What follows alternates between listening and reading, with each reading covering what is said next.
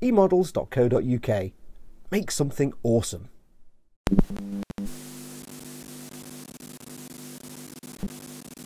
Hello and welcome to part 4 of my exclusive build for eModels.co.uk, where I am making a master grade Zaku 2. Just to recap what I've got so far, I've finished the legs here, as you can see, and I also finished the weapons here, this being the bazooka and the machine gun here.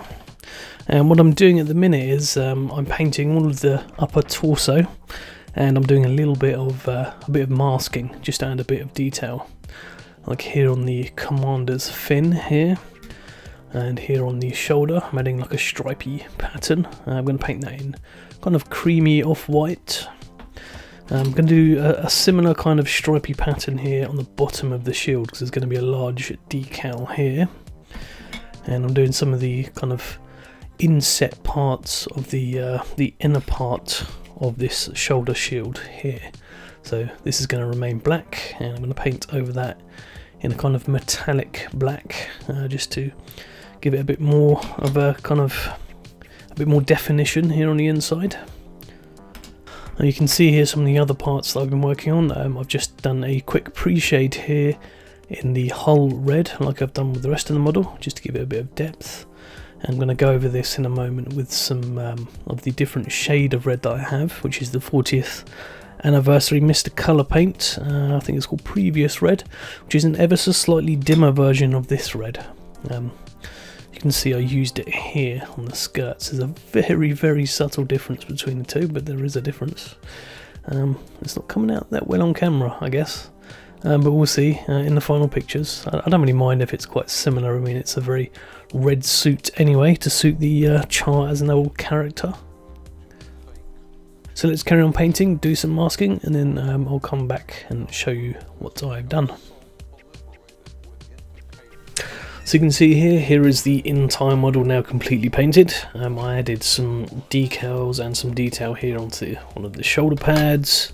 Here's how the striping turned out on the other shoulder pad. Just added a nice Xeon decal to one side there. Here is the head. Added a tiny bit of a stripe here on the command antenna. And what's left to do is I just need to assemble the backpack piece and attach it to the back of the torso, where I've added this little Xeon decoration and a little kind of warning decal, just to indicate where the pilot is. So here we have the completed Zaku 2 master grade model, all assembled, and it's a little bit wibbly wobbly on this platform, but let's have a little look around. There's the old weapon and the heat hawk, and here is the bazooka, which is not entirely stable here on the back, but it's okay, it stays where it's supposed to be. I made the backpack white, as you can see. Let's go into the shoulder part here and back around.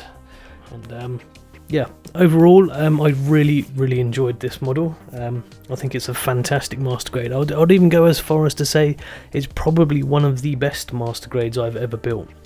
In terms of engineering and in terms of looks, it's just fantastic, and it ticks every box for me. Painting wise, I really enjoyed this, especially doing the masking parts and adding some additional detail. What I'm going to do now is I'm going to take some nice close-up pictures so you can just see the model properly, right up close.